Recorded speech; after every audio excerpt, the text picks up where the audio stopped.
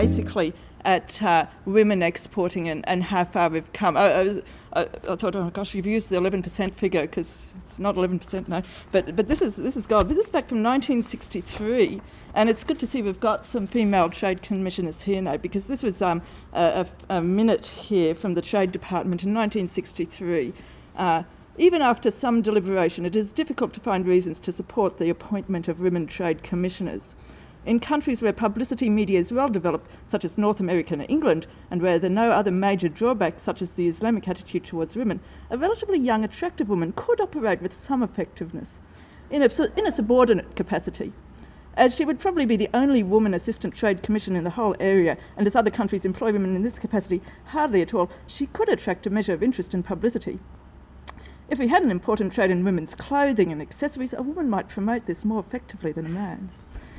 Even conceding these points, such an appointee would not stay young and attractive forever, and later on could well become a problem.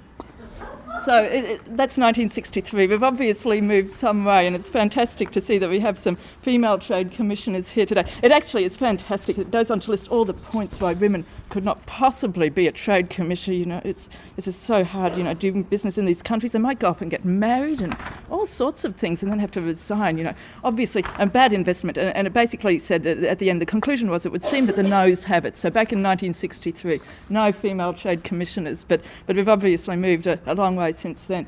I'm basically here today from Sensis, and we basically run the Sensis Business Index, which you might have heard of, and quite a number of other things too. You probably know us as the company behind the Yellow Pages, helping Australians to connect with each other, businesses and consumers.